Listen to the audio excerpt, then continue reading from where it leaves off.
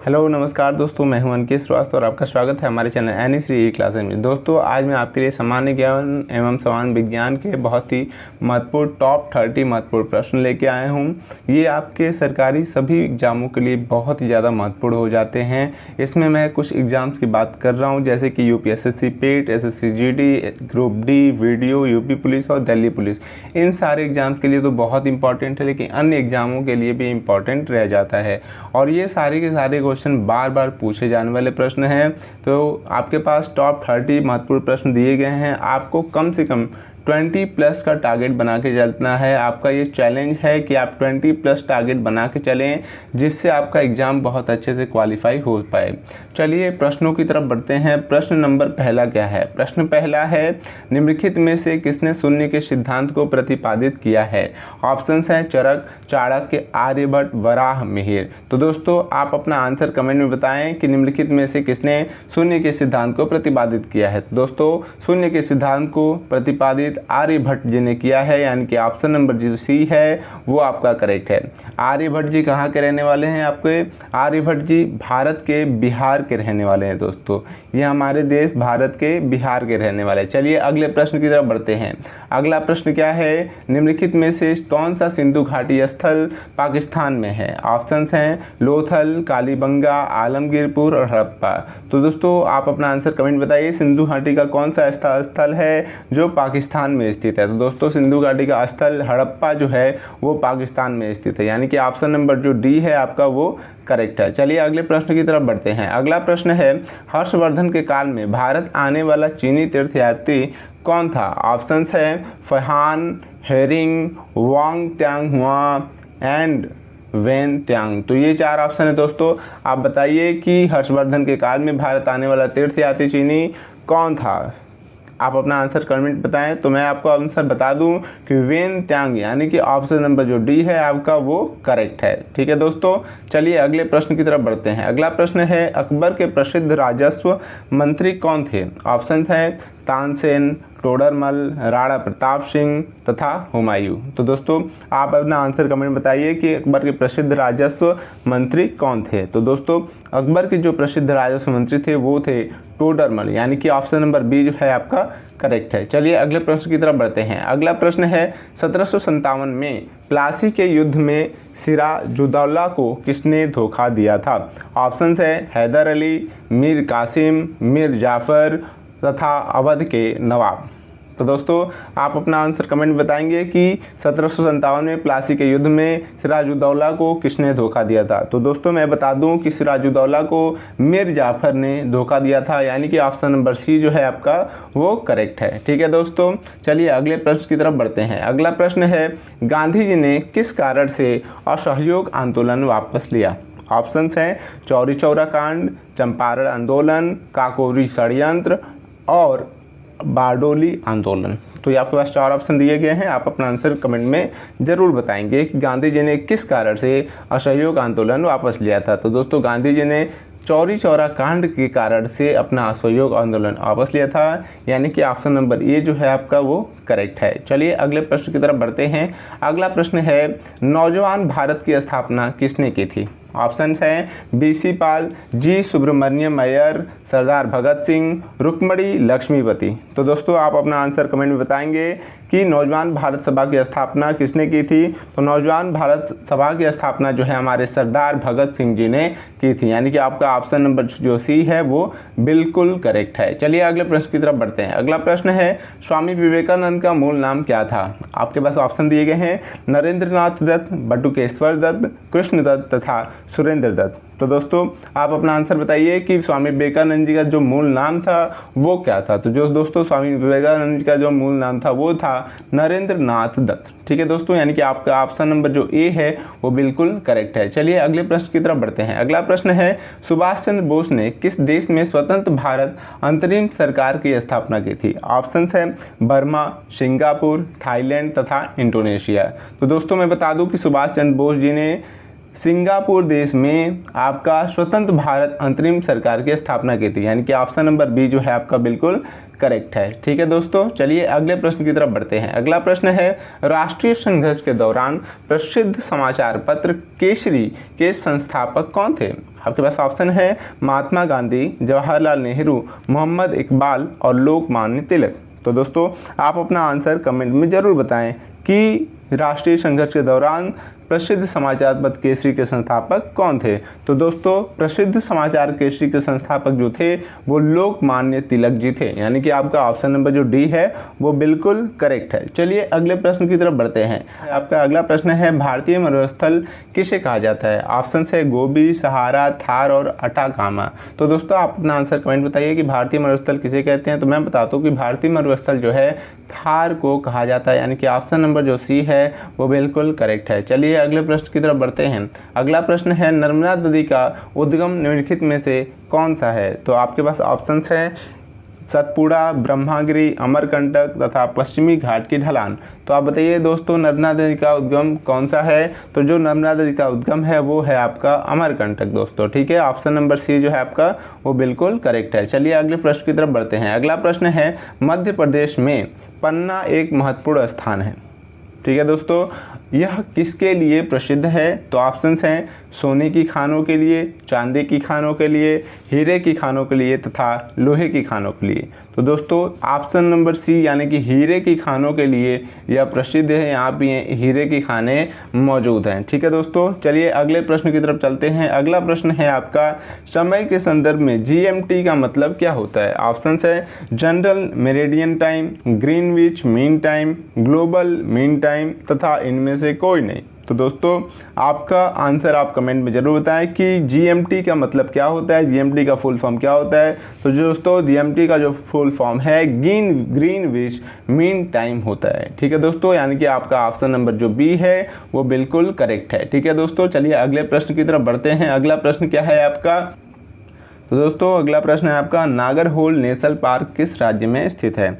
Options हैं Madhya Pradesh, Karnataka, Odisha, Rajasthan.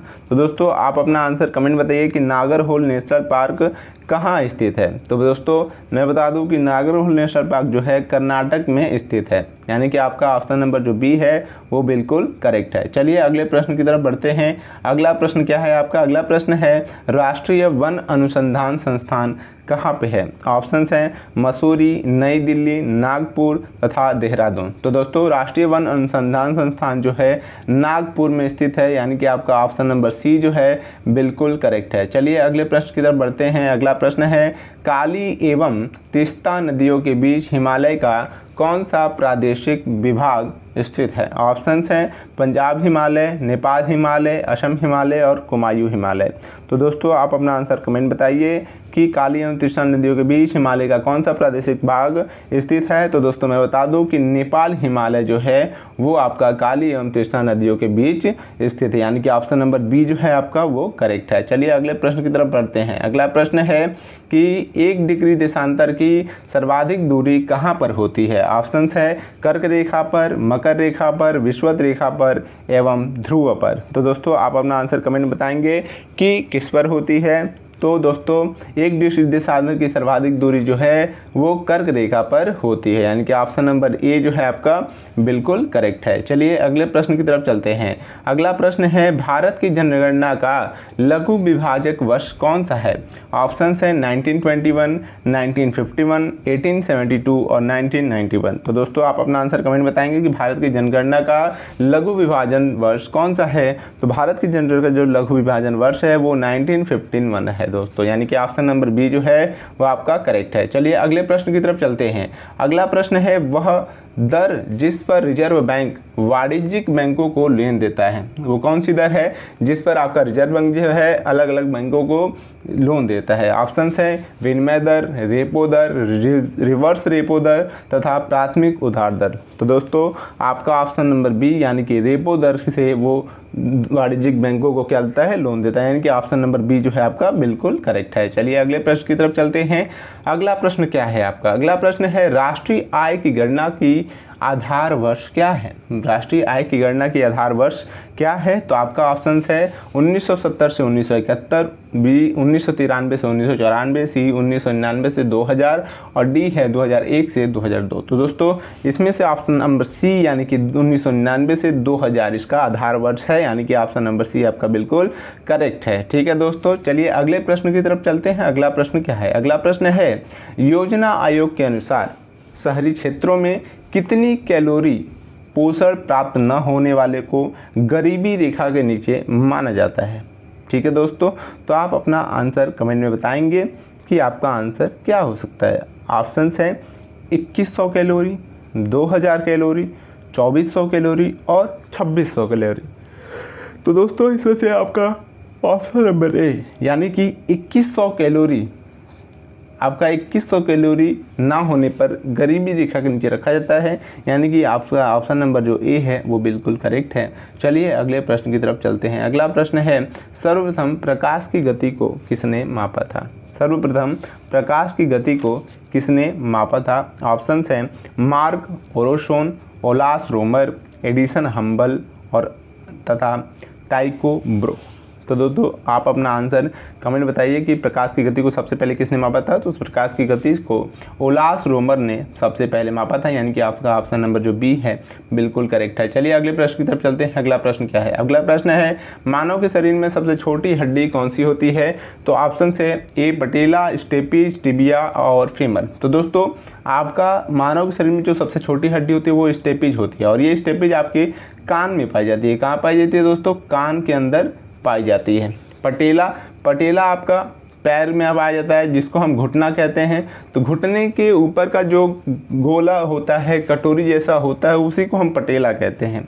Tibia है, femur है, तो ये आपका सबसे छोटी जो हड्डी है वो आपकी स्टेपीज है दोस्तों। ठीक है दोस्तों, चलिए अगले प्रश्न की तरफ चलते हैं। अगला प्रश्न क्या है आपका? अगला प्रश्न है आँख का कौन सा भाग आँख के रंग का निर्धारण करता है? ऑप्शन है पुतले, आइरिस, कार्निया तथा आईलिड। तो दोस्तों आपका ऑप्शन नंबर बी यानी कि आइरिस जो है आँख के रंग का निर्धारण करता है। ठीक है दोस्तों, आपका ऑप्शन नंबर बी जो है बिल्कुल करेक्ट है। चलिए अगले प्रश्न की तरफ चलते हैं। अगला प्रश्न क्या है आपका? अगला प्रश्न है किस तकनीकी से समुद्र के पानी में नमक प्राप्त होता है? ऑप्शन है निष्पंदन, आश्वन, वाष्पीकरण और भंजन। तो दोस्तों इसमें से कौन सी तकनीक का प्रयोग करके समुद्र के पानी से नमक प्राप्त किया जाता है? तो दोस्तों आप अपना आंसर कमेंट में बताएंगे। आपको मैं बता दूं कि वाष्पीकरण से समुद्र के पानी से नमक को प्राप्त किया जाए, यानी कि ऑप्शन नंबर जो सी है आपका बिल्कुल करेक्ट है। चलिए अगले प्रश्न की तरफ चलते हैं। अगला प्रश्न क्या है? अगला प्रश्न है गन्ने में लाल सड़न रोग किसके कारण होता है? ऑप्शन है कवक, शैवाल, विषाणु और जीवाणु। तो दोस्तों गन्ने में जो लाल सड़न रोग है वो कवक के कारण होता है, यानी कि ऑप्शन नंबर ए जो है आपका बिल्कुल करेक्ट है। चलिए अगले प्रश्न की तरफ चलते हैं। अगला प्रश्न है किस धातु को चाकू से आसानी से काटा जा सकता है? ऑप्शन है सोडियम, मरकरी, कॉपर और आयरन।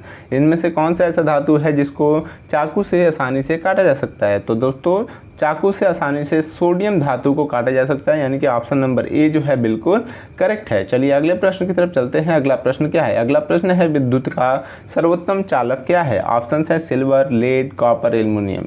चालक का मतलब क्या होता है दोस्तों? जिसमें विद्युत बहुत तीव्र गति से बहुत अच्छे से प्रवाहित हो, उसे ही हम सर्वोत्तम चालक कहते हैं। तो दोस्तों विद्युत का जो सर्वोत्तम चालक है वो आपका सिल्वर है।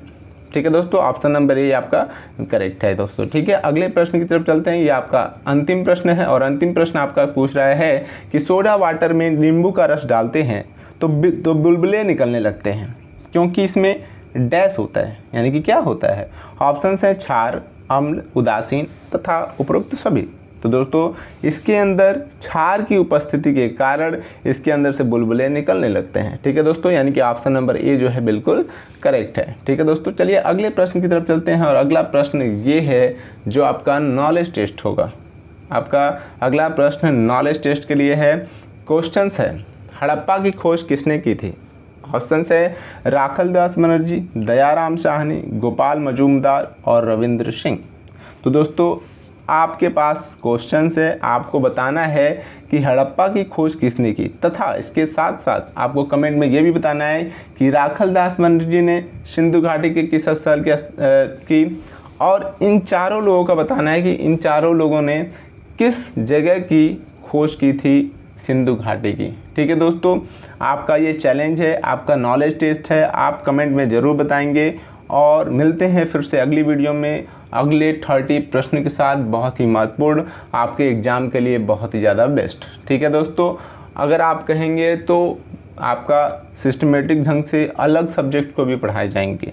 ठीक है दोस्तों, आप कमेंट करें, आपको हर एक चीज़ प्रोवाइड किया जाएगा। धन्यवाद।